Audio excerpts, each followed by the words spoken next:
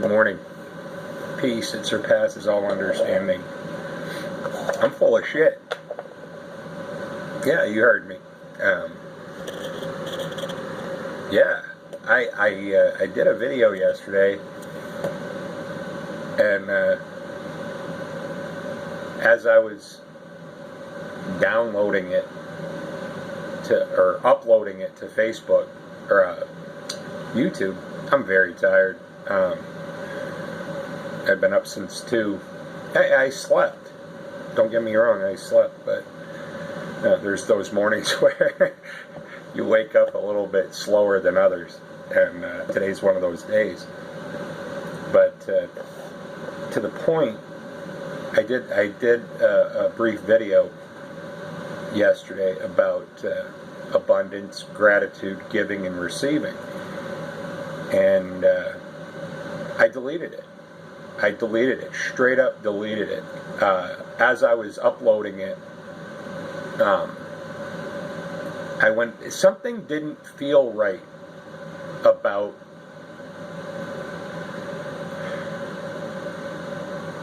right now, in this moment, I feel right about pushing the record button and sharing this with you. I feel aligned with this. Yesterday, I didn't feel aligned with it. And as I listened, as it was uploading, I caught myself in a lie. And I don't mean like one of these big, grandiose, tall tale lies. I mean these deep, insidious, almost indiscernible kinds of lies, and it was in the form of exaggeration and embellishment. The story or the example that I was sharing was valid, but I caught myself in that, exaggerating, elaborating, embellishing to make it seem more relevant. And that's bullcrap. That's garbage, man. A moment of clarity, and the things that we do, the things that we do for that unhealthy part of our ego. I am important, or I have an interesting story, or my belief systems are right. Wow, man. Wow. And honestly, after I had that experience, listening to myself and that embellishment, that lie, embellishment. That's such a nice word. Embellishment. It was a lie. It was a lie. Call it what it is. I lied. But why did I do that? Why did I lie? And it all goes back to acceptance and approval. Fear of abandonment and rejection. I want you guys to like me. Why? Why? What's wrong with what I have? This, everything. What's wrong with that? There's nothing wrong with that. I need to work on that. Those moments when I'm laying my head on my pillow at night, when I reflect on my day. How was your day, Scott? What did you do today? That's enough. That's enough. Those experiences are beautiful on their own, without embellishment. They're perfect. Even the darker, heavier, more oppressive experiences through the course of the day, those are enough. I don't need to embellish those, to make it, oh, I'm a victim. No.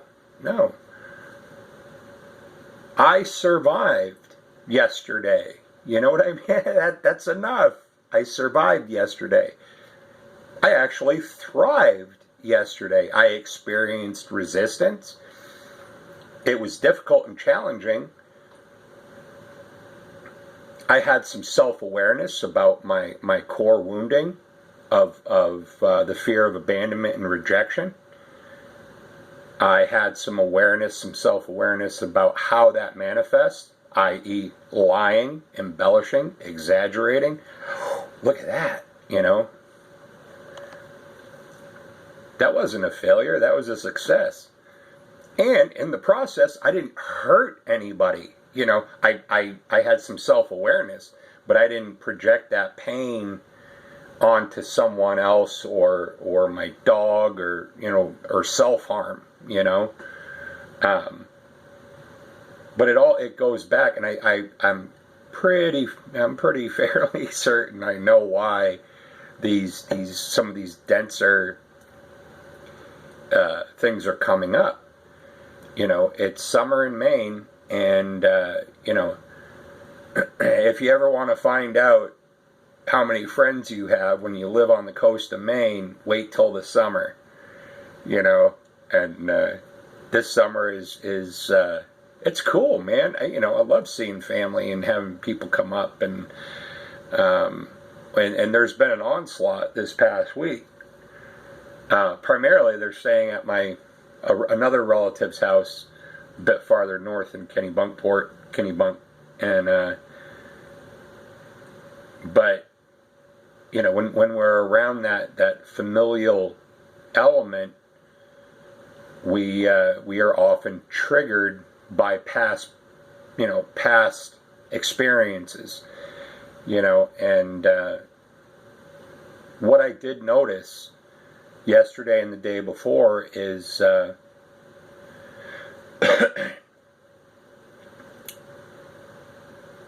those things definitely came up. You know, the past experiences that I've had with my family. Some of them good, some of them very uplifting and light, some of them very dense. And having the opportunity, you know, where it's bringing out my own density, yet in a way where I'm able to self-evaluate, see what I'm doing, and not engage.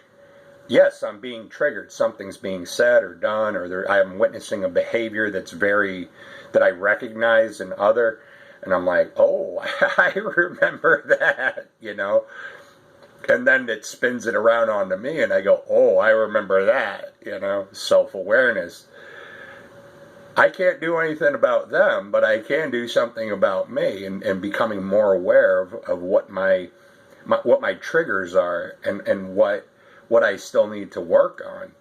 You know, the lying, you know, the exaggerating, self-importance. You know, I wanted to be accepted, so I you know, yeah, you embellish or elaborate a story to make it seem more interesting, or yeah, I have a wonderful life, you know. You know, you hear people talk about their Facebook life, you know. The stuff I've posted on Facebook is usually pretty real. I'm not, you know, butterflies and unicorns on my Facebook page. No, it's usually very philosophical. It's very real life, sharing my experiences, and this is another one of those examples.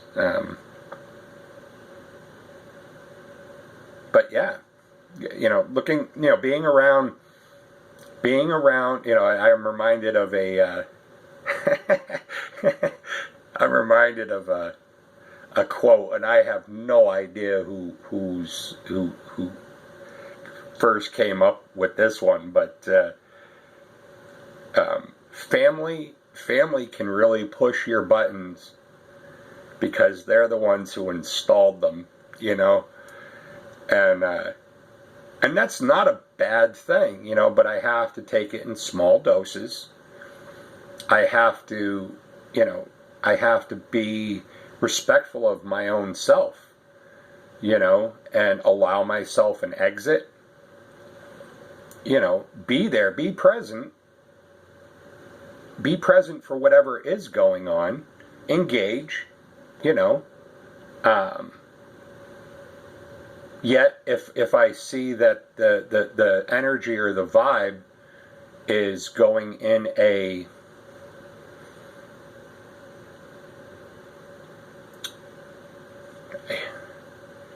if I see that the energy is going in a direction that isn't in alignment with me projecting who I am, if I'm feeling oppression or I'm feeling control or domination or whatever, then that's my cue to exit. I'm not a whipping post for anybody. I won't stand at the whipping post anymore. I won't do it. And that was another one where the acceptance and approval. Yeah, I'll take your abuse because I want you to love me. What kind of mental, what kind of thinking is that? What is it?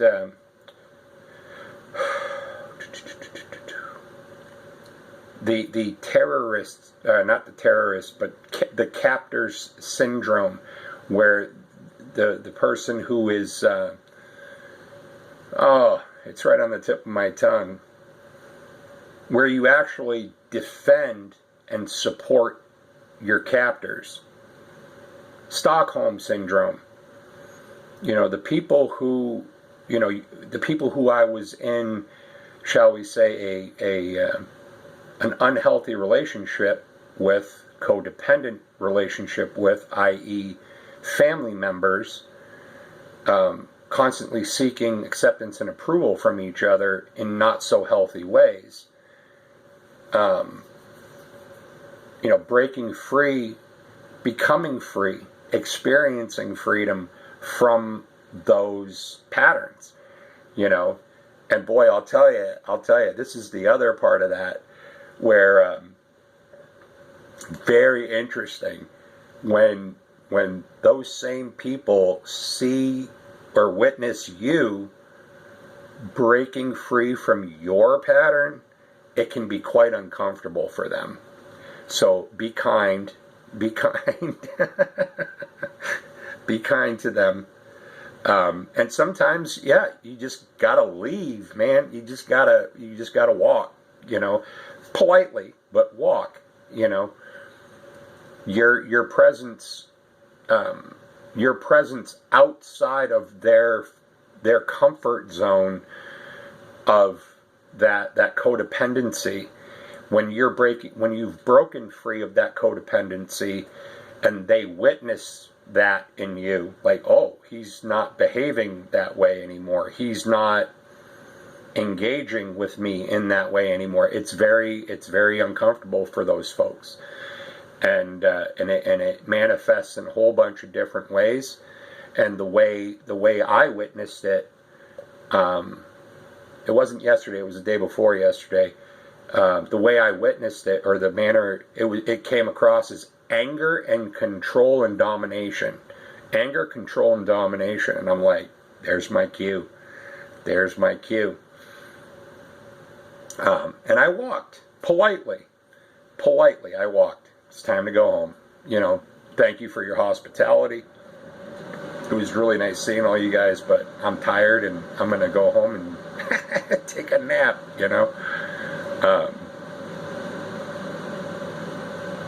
Anyway, interesting observations in our dynamic with family and friends and people who have maybe been in our lives for a long time, and seeing the patterns that we engage with, and then seeing